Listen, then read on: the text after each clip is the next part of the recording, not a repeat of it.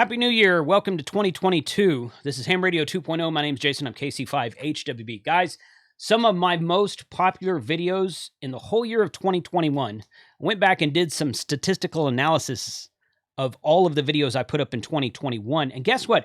One of the most, like the top third most popular video of 2021 was a video I put up in 2020. And it was the technician live stream that Chris Cotter, KD5HIY, and I ran. Chris taught the whole thing. All I did was stream it. And he taught the whole thing, and we did it over 3 days. It was about 3 hours per day. And it is how to get your very first ham radio license, which is called the technician license. And it is still, in the first month of 2022, it is still one of the most popular videos on my channel. So I decided to do a breakdown. I'm going to break this down into about 7 or 8 different shorter parts with just the meat of the information so you can get through it quicker. This question pool is good through June of 2022. So if you want to take your test between now, the time you're watching this video, and June of 2022, this is what you need to be studying. Here's the thing. The question pool is going to update, and we're going to do another live stream with Chris on this channel after it changes in June. But for now, if you want to go get your technician license, here's a short breakdown. This is part 1, where we talk about just general overall ham radio, your call sign and how to use your call sign, and how you are in control of your station. Okay, this is a technician class, good question pool, good through June of 2022. And this is the first part.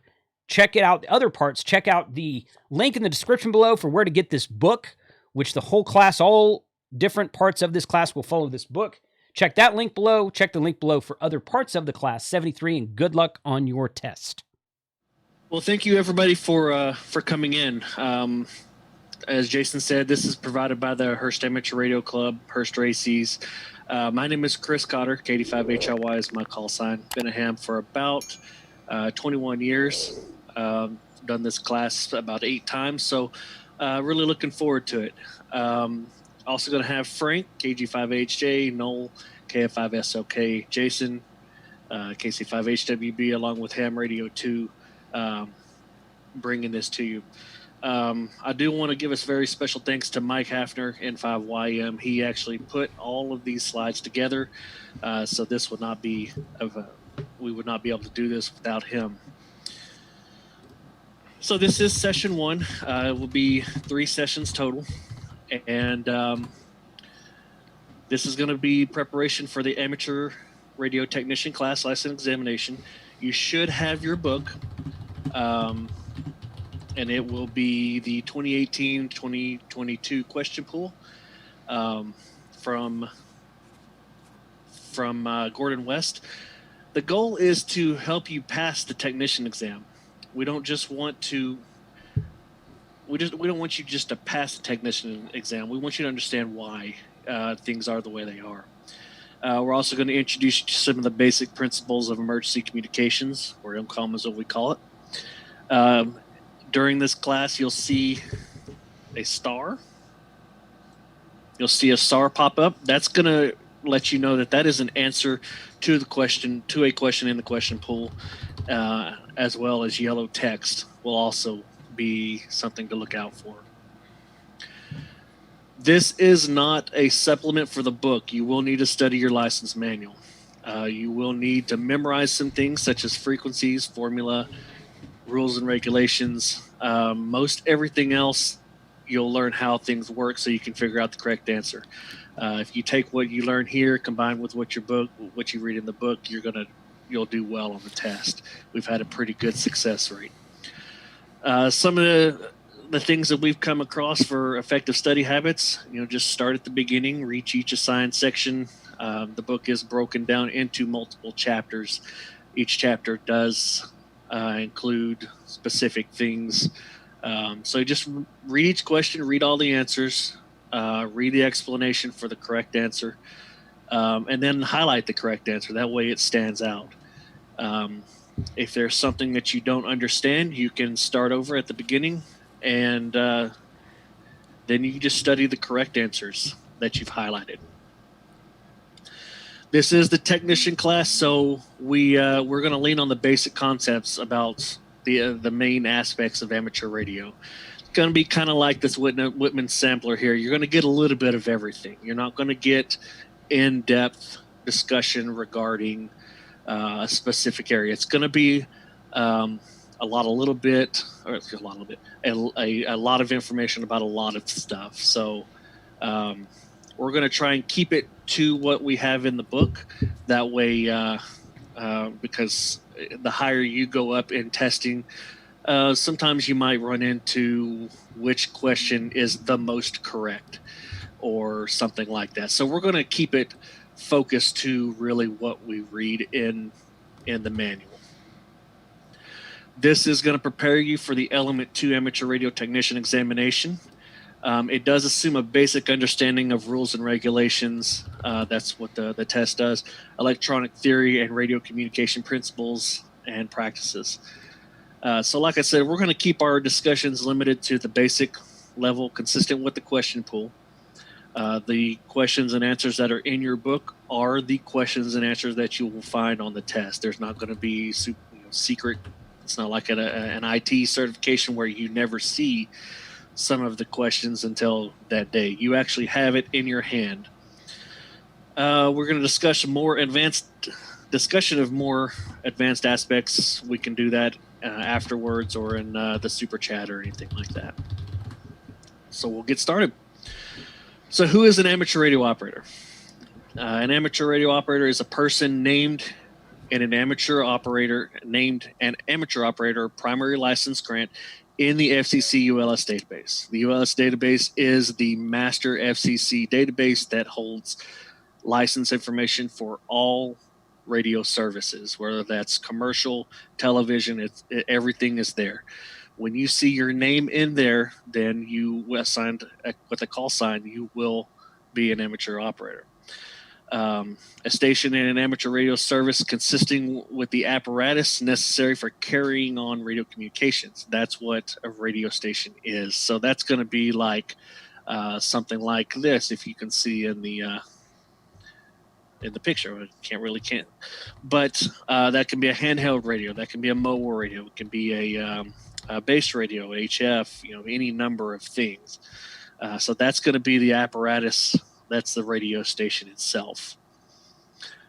So why do we exist? We have a lot of really prime real estate when it comes to the radio bands. Some of it could be sold off for billions of dollars, but the FCC gives it to us. And the reason they do is because it gives recognition and enhancement of the value of the amateur service to public as a voluntary, non-commercial communication service. MCOM, emergency communications, is one big aspect of that. Continuation and extension of the amateur's proven ability to contribute to the advancement of the radio art. That's basically a lot of radio technologies that you see today got their start in amateur radio because we have the ability to do a lot of experimentation and not have problems with the FCC. That's one of the things, experimentation. Encouragement and improvement of the amateur service through rules which provide for advancing skills in both the communication and technical phases of the art, as well as expansion of the existing reservoir within the amateur radio service of trained operators, technicians, and electronic experts. This is a technical hobby, so you will be getting hands-on a little bit with electronics and working with things like that. And then the final thing here is continuation and extension of the amateur's unique ability to enhance international goodwill. We're not politicians. I'm not a politician, but I have talked with people all across the world on amateur radio and become friends with them. So that's regardless of what your political viewpoint is. That is not important. It's we have the ability to represent ourselves on the international stage using amateur radio. So the FCC, they are the rule-making and enforcement body. The Federal Communications Commission makes and enforces the rules for the amateur radio service in the U.S. and its possessions. Amateur radio licenses are issued by the FCC. Examinations for amateur radio licenses are handled by two different teams. We have the volunteer examination coordinators. That is an organization that is appointed by the FCC to issue tests and paperwork and everything needed. We, as volunteer examiners, who is the next part, we are a liaison between the VE and the FCC. That's going to be the coordinator. The volunteer examiners are going to be your local team who actually give you the test. So when you sit down to do a test, there will be 3 of us, and we will do all the paperwork, and then you will take the test. We'll grade it on site, so you will know right then if you've passed or failed. Then that paperwork gets sent off to the FCC for processing and license issuing. So currently the FCC issues 3 license classes. Each license class allows operation in certain bands, which is basically a group of frequencies using certain modes. The higher the class of license, the more allowable frequency bands available that are used for use. So right now we are starting at the technician license. That is your foundation. Then we're gonna, if you want to upgrade, you're gonna go to general, and then you will also go to amateur extra. So the technician is, like I said, is the foundation license. This is where you get your base understanding for most of the principles of amateur radio. The general builds on the technician. If those of you who are going to eventually upgrade to general will notice that the general class is about 20 to 25% technician theory. A lot of overlap there. So when you upgrade to general, you get more privileges. You don't lose anything. And then the third step is the extra. Extra builds on the general. It is it's heavily math oriented. It's kind of a difficult test, but then that gives you all the privileges in amateur radio. And as I said, you do not lose anything. So we've had some people say, "Well, I don't want to upgrade to general because I don't want to lose my technician." You don't do that. You just gain, and it builds on top. Just about anyone is eligible to get an amateur radio license. Young, old, male, female, U.S. citizen, resident alien. There are certain people that are ineligible. If you're a representative of a foreign government, if you're an ambassador or some sort of diplomat, you are not eligible to get an FCC amateur radio license. Also, persons convicted of certain criminal activities. Usually those center around some sort of radio-centric crimes. One thing that I want to make sure that we stress is that physical disabilities are not a barrier to qualifying for an amateur radio license. We've given license exams to some that are deaf, some that are blind. We will make the accommodations to whatever you need. This is both because we want you to get your license, and also because there are laws that dictate that. So please don't let any kind of disability or anything like that stop you from getting your license if you would like. So these are going to be our volunteer examiners. They don't look really like that in real life, but a volunteer examiner is a amateur accredited by one or more VECs, one or more of the coordinators, who volunteers to administer amateur license exam. When you do your test, you need a minimum of 3 examiners to be present at the exam. All must hold an amateur license of general or higher to conduct a technician examination. So the main thing here is anytime you're doing an amateur radio test, there will be 3 examiners there to watch you, to grade, and make sure that the paperwork is completely done. So this is essentially the process right here. Starting down here in the very bottom, this is you taking your test and doing all the paperwork.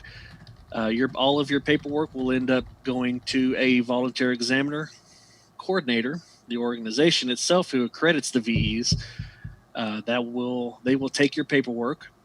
They will enter it into the FCC's computers, make sure everything is right, and then that is electronically sent over to the FCC, and then they verify that everything is satisfying to them, and then they issue you a license, and you will get that electronically online. So you are preparing for the technician class examination, which is element 2. There is an element 1 that is no longer in existence. That was for a previous class that no longer exists, but they just kept element 2. There will be 35 questions. The questions are word for word, same as in your question pool that you have in your book.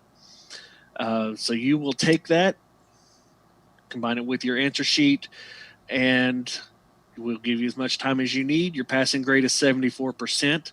That means you have to get at least 26 out of 35 questions answered correctly. If you get that, you pass, and then you get issued a CSCE, Certificate of Successful Completion of Examination. That is your golden ticket saying that you have passed the test. A copy of that goes to the FCC for evidence that you passed your test with them, and then they can issue a license after that.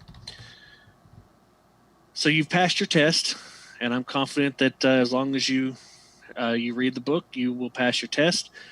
You can begin operating when your call sign appears in the FCC ULS database.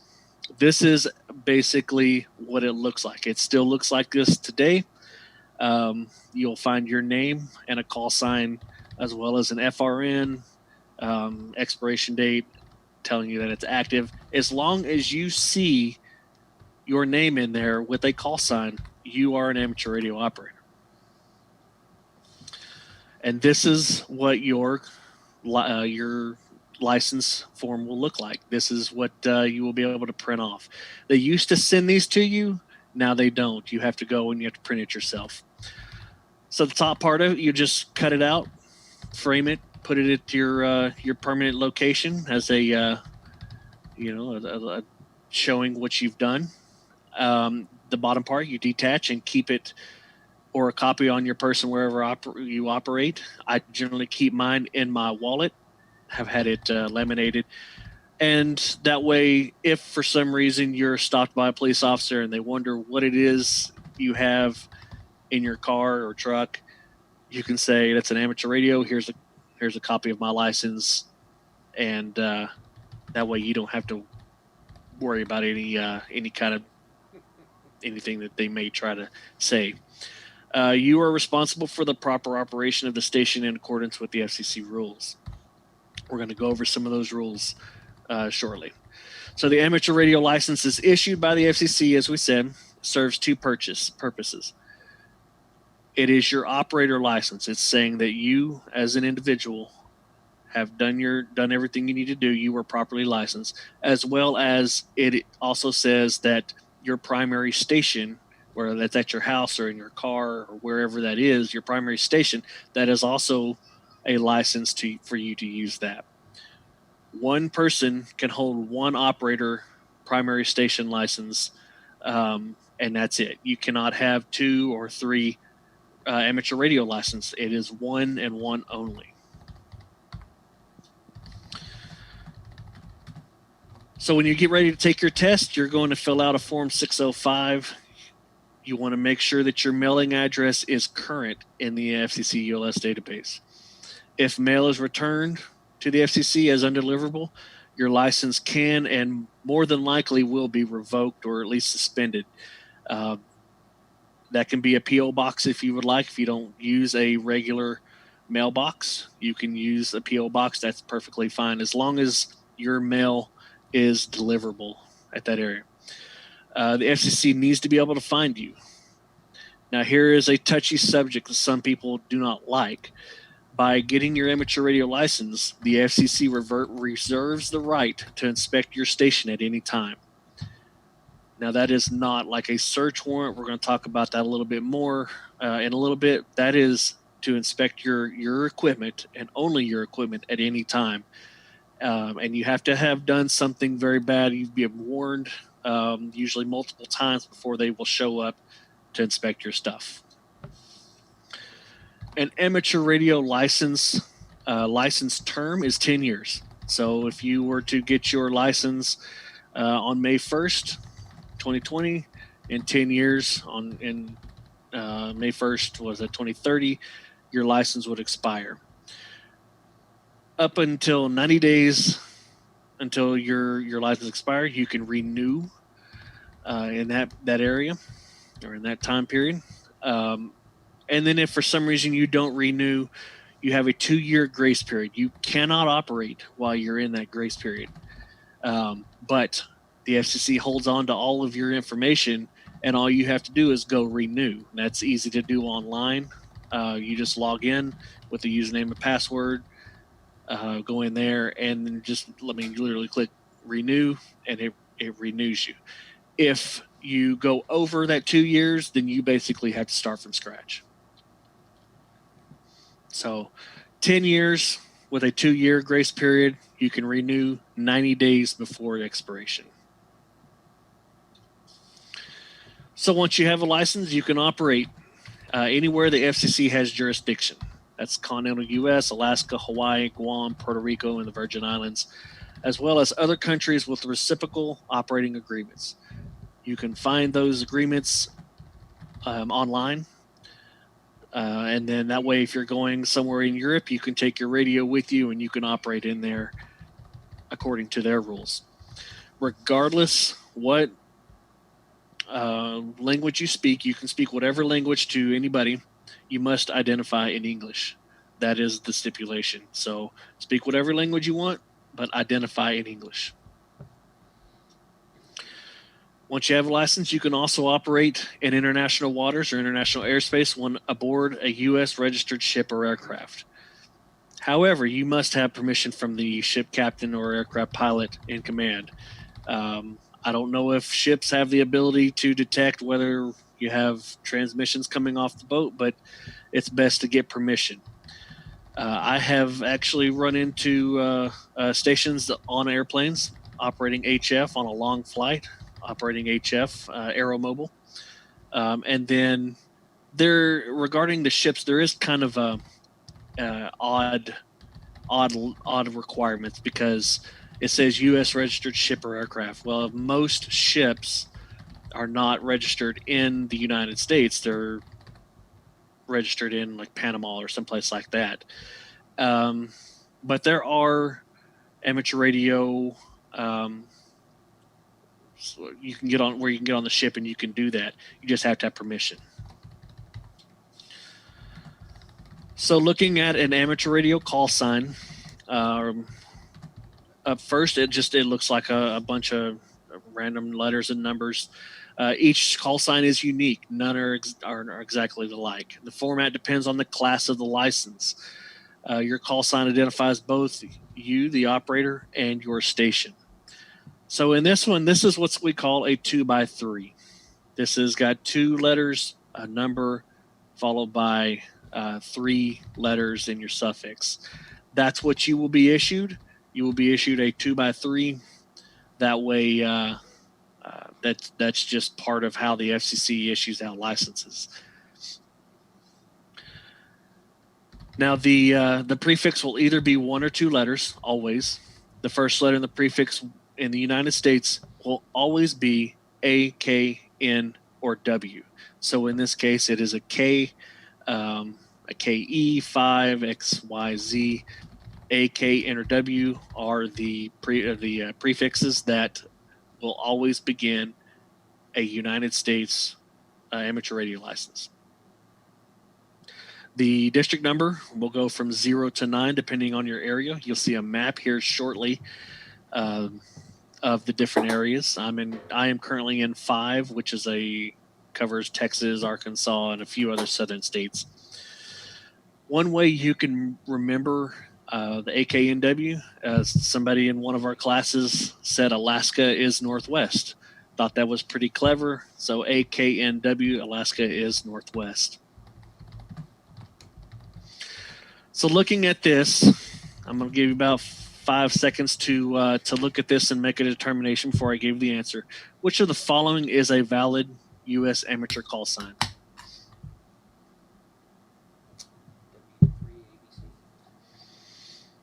The answer is going to be W3ABC. That starts with AK and a W, has one number between 0 and 9, and then 3 letters in the suffix. So W3ABC is the correct answer. The top one doesn't make any sense, doesn't follow the format. The second one doesn't have a number, and then the third one is all numbers with a letter. So it's that one is not correct. This is how how the FCC issues licenses. They issue them in sequential order. So at the time of this writing, KE5AAA, then the next person will AAB, the next person will be AC, D, E, F, and so on. Your first-time licensed technician amateur initially receives a sequentially issued 2x3 format station call sign. You don't get to choose this call sign. This in one that is initially issued to you. The FCC just gives it to you based on whatever they have. Where you live determines the district for issuing a call sign. So if you look at California and Hawaii, and I believe Alaska, there's 6s. Washington down to Arizona and Montana, there's 7. Southern states are 5. 4, 9, 0. All the numbers are in there, just depending on which states you're in. A person may only hold one primary station amateur radio license. However, an amateur operator may be a trustee for more than one club license. Club license must have at least 4. Club must have at least 4 members. Before it can get a club license. So you are a license E. You have your amateur radio license. KD5HLY is me. If I want to be trustee for a club license, somebody has to be responsible. I can be the trustee there. I would be the one that the FCC wants to come to whenever they have information or they need to get information. I would be the trustee of that club license. You can apply through a club station call sign administrator. I'm sorry, I had a little tongue twisted there. We also have special events call signs. Any FCC licensed amateur operator may apply for a temporary 1x1 special event station. It's the special event call signs are issued for a short duration, usually for the length of the event, and then they get recycled. I'll give you an example of this. The Hearst Amateur Radio Club just had its 50th anniversary a couple of years ago, so we applied for W5H. We got that.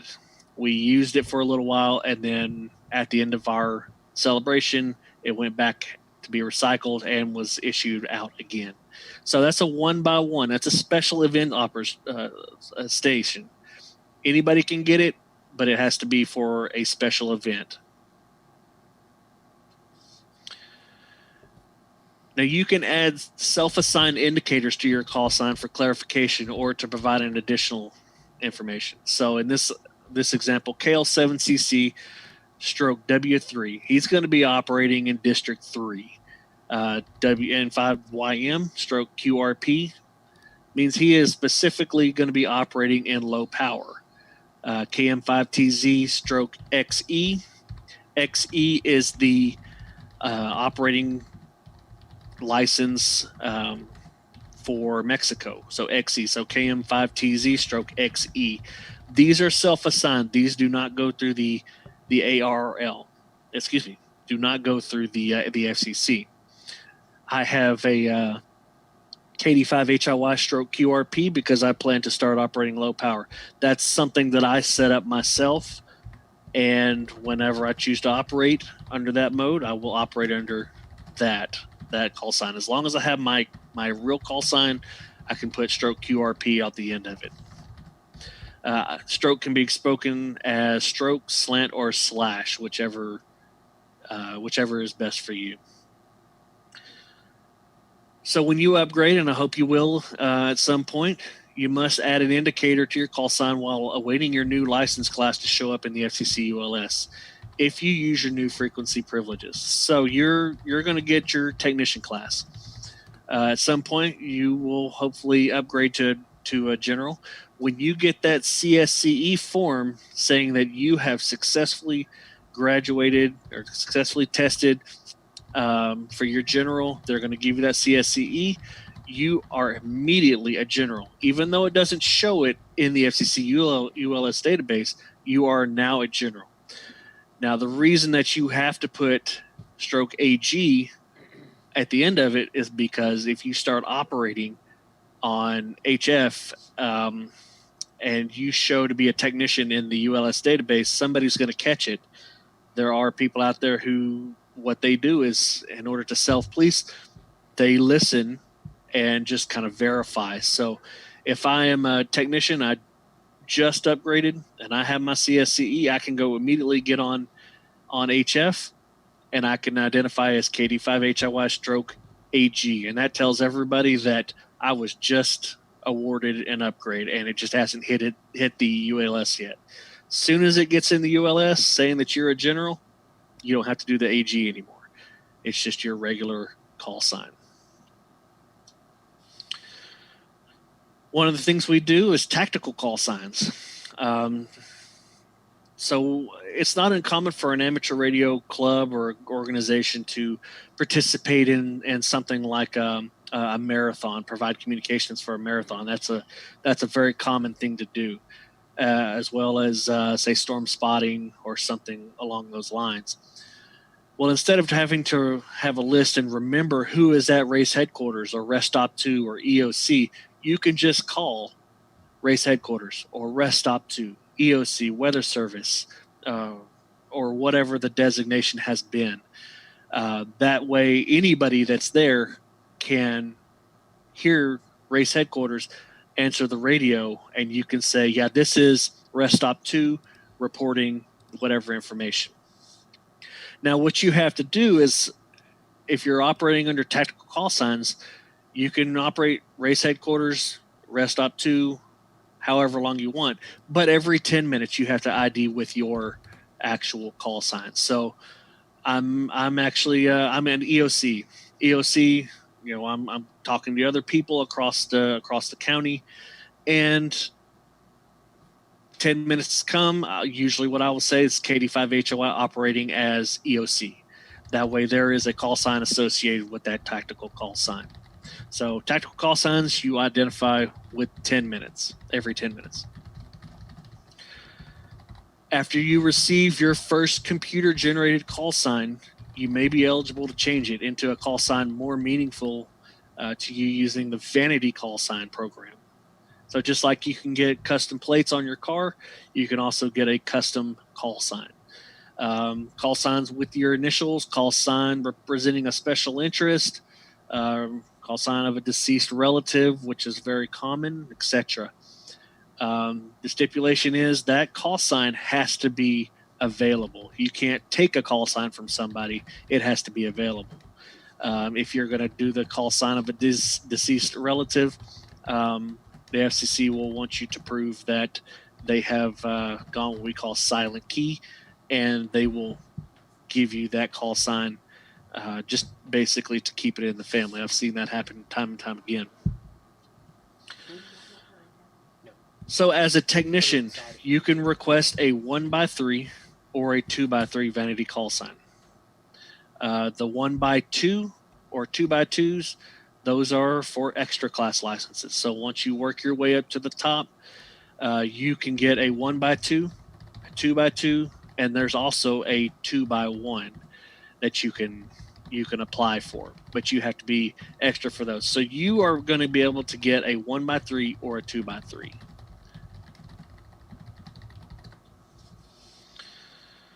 So why does the FCC issue call signs? One simple reason: to identify the operator or station that is transmitting. That's it. So whenever you transmit, you must identify. You identify by transmitting your call sign. So if I'm having a conversation on the air with a friend and I say, 10 minutes comes, I can say, this is KD5HLY. That's all I have to do. Just give my call sign. That way, if for some reason the FCC were to be monitoring, they'll hear my call sign and they will know who it is transmitting. So that's the reason we get call signs, is to just identify the operator and the station that's transmitting. So according to the FCC regulations, you must identify in two ways. At the end of a call, end of a contact, whenever you're saying your goodbyes, and then every 10 minutes. So you can have an hour and a half long conversation, or QSO as we call it, as long as at least every 10 minutes, maximum of 10 minutes, you identify. As I said, you identify by transmitting your call sign. 10 minutes is kind of the max. If you want to give your call sign every minute, that's fine. If you want to give it every 9, that's fine, but no more than every 10, or no, do it at least every 10 minutes. Otherwise, you might get zinged for that. This is a requirement also applies when making transmissions to test your equipment or antenna. So you might set up a new antenna, and then you want to do some testing. You go to a random frequency and you start doing transmissions. Just give your call sign every once in a while.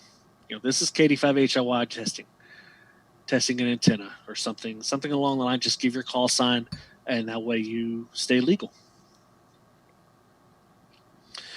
Additional requirement for special event stations. Now, this is different than tactical. This is special event stations. This is the 1x1. The W5H is what we had here at the Hearst Club. Identify the station as above, as at the end of your contact or every 10 minutes, W5H. But the operator operating the radio as W5H needs to identify with their call sign once an hour. So a tactical is every 10 minutes with your call sign, and a special event is every hour with your call sign. So that's a little different there than it's used to be, but that is the easiest way to think about that. Even though it's not required by the FCC regulations, it's a good idea and common courtesy to identify yourself whenever you're going to call another stations. If I wanted to call another station, in this example, KM5TT, this is N5YM, or KM5TT, this is KD5HLY. It's the person you're calling. This is KD5HLY. So this is the person I'm calling. This is the station's initiating the call. In this case, that's actually me. Those of you in law enforcement, I know it's exactly the opposite, so you might have a little trouble with that. But this is how we do it in amateur radio, and it's worked for a long time, and it's good and easy to hear who it is that you're trying to call. If you wish to join an ongoing conversation, we will frequently call this a QSO. That's what we call a Q sign. Between two or more stations, just wait for a break between transmissions and say your call sign once. Other stations will generally acknowledge you and give you the opportunity to join in the conversation. If they're engaged in a conversation, back and forth, it might take them a minute to acknowledge you, but generally, hams are pretty good about allowing you to join in. Some will even say, "Hey, let's stop and see if there's anybody out there who wants to join in." So just give your call sign, and the other stations will acknowledge you and give you the opportunity to join in. This is the International Phonetic Alphabet used for voice communications. We often call it phone. You'll see on logging programs or anything like that, it says phone. This is what we use for phone communications. If you look at these, every single one of them has its own identifier. So Alpha, Bravo, Charlie. One of the things that you'll also notice, none of them sound like the others. So you're not going to mistake one phonetic letter with another because none of them sound even close to being the same. This was adopted by the International Telecommunication Union. The ITU is what we call them. The words are internationally recognized and substitute for letters. So regardless where you call in the world, generally hams on the other end will recognize and kind of expect you, especially on HF, they'll kind of expect you to use the phonetic alphabet. The FCC says phonetic use is encouraged, especially if you are as a new ham and you get on a repeater locally, or you meet somebody. You can give them your call sign. You can give your call sign on the air in phonetics, and that's generally pretty good because let's just say somebody wants to be cute and use random word combinations. Not everyone will understand them, especially somebody who maybe English isn't their first language. So if the operator identifies as K0 always take XLAX, well, is that K0 ATE? No, that's actually going to be K0 ATX. So try to stick as close as you can to the standard phonetics. You'll want to use the ITU phonetic alphabet whenever possible. So I've talked about the ITU a couple times. They are a worldwide organization that established regulations and frequency rules. So they basically, every country in the world is in some region, one of the ITU regions, and all these countries have come together in region 2, region 3, and region 1 and said, here's what we want, here's what we're going to standardize. So it's divided into 3 regions in order to assist with the management of frequency allocations. Now, the reason that they do this is because here in region 2, the United States, we have different operating privileges than, say, region 1 or region 3. Here we have certain bands that we get to use that region 1 won't, or region 3 won't. Example, the European Union, I believe they have the 4-meter band. We don't have the 4-meter band. And so this is just a way for each region to kind of say, this is what we want, but also keep it in line with and not cause interference with the rest of the world. Let me go back here. Anytime on your test you see anything about the ITU, the United States is in region 2. So any questions that you have and it starts talking about the ITU, the United States is in region 2. If it's talking about region 3, we're not concerned with it. Or region 1, we're not concerned with it. So we are concerned about region 2, and that will reflect on the test itself also. So it is your responsibility as a station licensee to operate in accordance with the FCC rules. When you transmit using an amateur radio equipment, you are the control operator. You are in control of the apparatus, as I said earlier. You're in control of the radio. Every amateur radio station, when it transmits, must have a control operator. Somebody has to be responsible for that equipment. Somebody, whether it's you or it's somebody else, a trustee, or somebody has to be the control operator of that equipment. So looking at this is a couple of examples here. The license operator designated to be responsible for the station's transmission. So in this first one, that's a base station. The control operator is the person. The control point is the mic. And then the actual station is going to be the radio. As well as up on the other corner, the radio is the transmitter. That's going to be give the transmission. The control point is there where the radio is, and then that person is in control of that radio, so they are the control operator. The control point is the location at which the control operator's function is performed. So that is that. Just think of it as the control operator is the person, the control point is the microphone where you actually key the radio, and then the transmitter.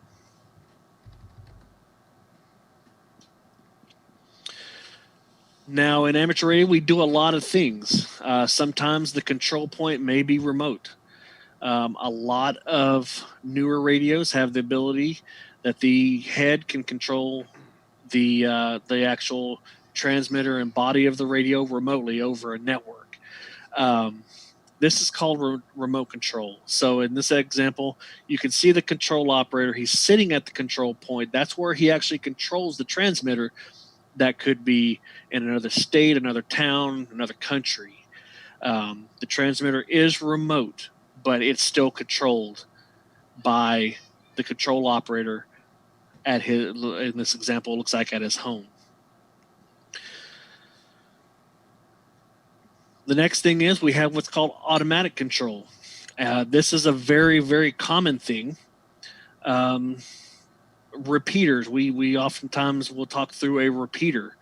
The control operator can be at their house, and then the transmitter, the control can be completely remote. We have no access where we can't actually touch it, but we take our radio and we talk to the controller and the transmitter and remotely, and it actually will transmit the radio and transmit our voice or data or whatever it is.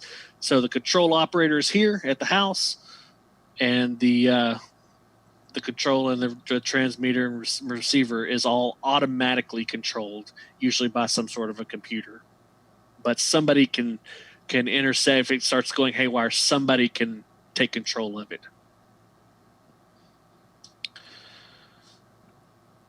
So the control operator of an amateur station is always limited to the operating privileges of his or her station. You don't magically gain privileges by going to another ham's house or control station.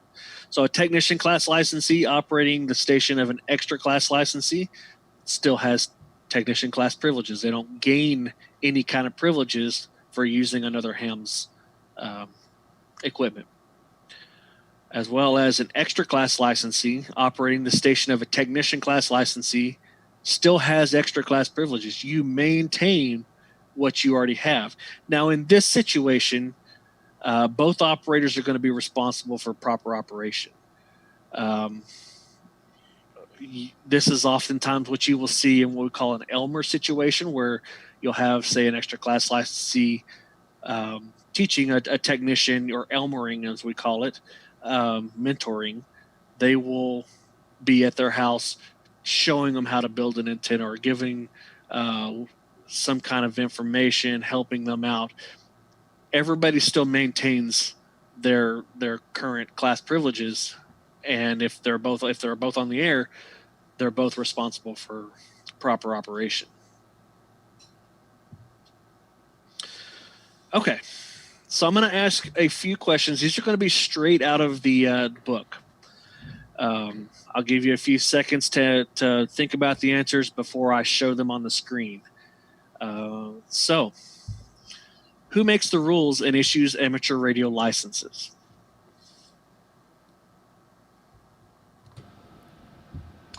That is going to be the Federal Communications Commissions, the FCC is what we call them for short. When do you officially become an amateur radio operator?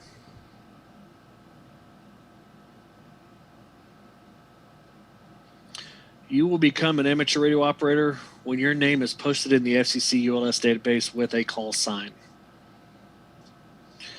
What are the 3 types of station control? We just talked about those. We have local, which can be a handheld radio, remote, and then automatic. So local is a handheld radio, remote is going to be running the transmitter at a remote station, and then automatic is fully automatic, generally like a repeater, but can be taken control of any time as needed. When can an amateur radio operator communicate with an amateur in a foreign country?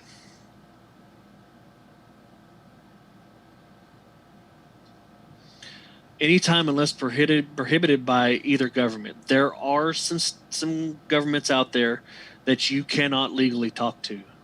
I don't have a list here, but there are some in the Middle East and other hostile government, I guess you could call them, that you are not allowed to talk to. What language must be used by the U.S. ham for identification?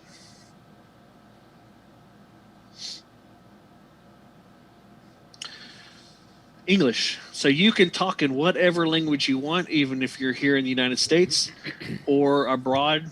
Use whatever language you would like, but you have to identify in English. That is the catch right there. What is the term of an amateur radio license grant? What is the term, the duration of an amateur radio license grant? That is going to be 10 years. So 10 years, you can renew 90 days before expiration, and then you have a 2-year grant. And I just told you the answer. 2 years. So the grace period for renewing an amateur license without having to retest is 2 years. Who can become an amateur operator in the United States?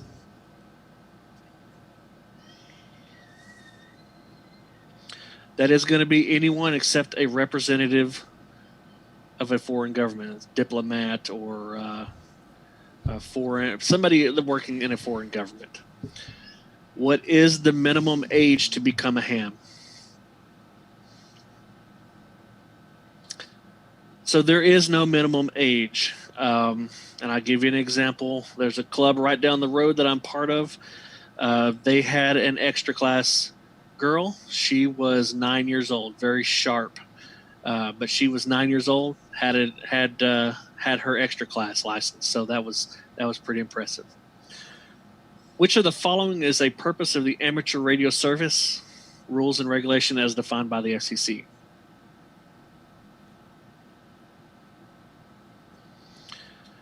So we're going to be enhancing international goodwill. The reason that the other ones are not right is because we don't provide inexpensive communications for organizations, business or emergency organizations. Training of operators in military radio operating procedures, that is not something we do. So you can mark those out, as well as D, and enhancing international goodwill, it is. Why does the FCC presume to be the control operator? Who does the FCC presume to be the control operator of an amateur station unless documentation to the contrary is in the station records?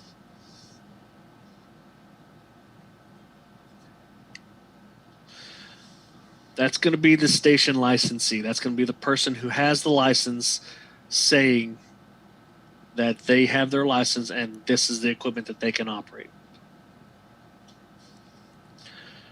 Which of the following methods is encouraged by the FCC when identifying your station when using phone?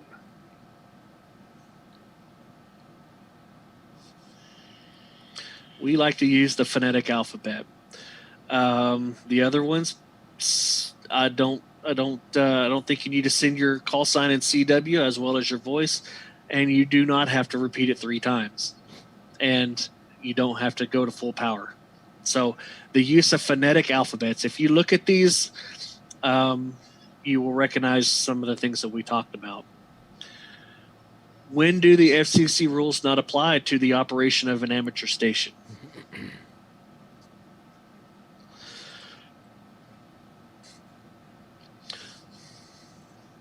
Never. The FCC rules always apply. You can't. They're not not something that's just a hit and miss. It is. They always apply. From which of the following locations may an FCC licensed amateur station transmit, in addition to places where the FCC regulates communications? Look at this one very closely.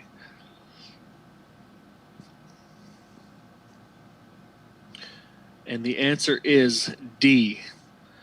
The other answers kind of make sense, but from any vessel or craft located in international waters and documented or registered in the United States. So why is A not correct? Well, every country is in the ITU. From within any country that is a member of the United Nations. Well, that's not something that the FCC governs. And then I did say that anywhere within the IT regions 2 and 3. We don't talk about region 3, so only region 2. So that one is out. So it's going to be any vessel or craft located in international waters and documented registered within the United States. When under normal circumstances may a technician class licensee be the control operator of a station operating in an exclusive extra class operator segment of the amateur bands?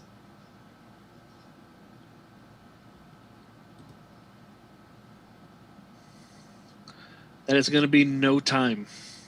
Some of the other ones did apply at one time in the past, but they no longer do. It is no longer.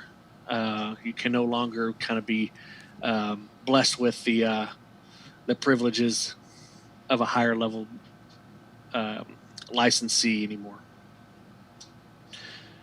When must the station licensee make the station and its records available for FCC inspection?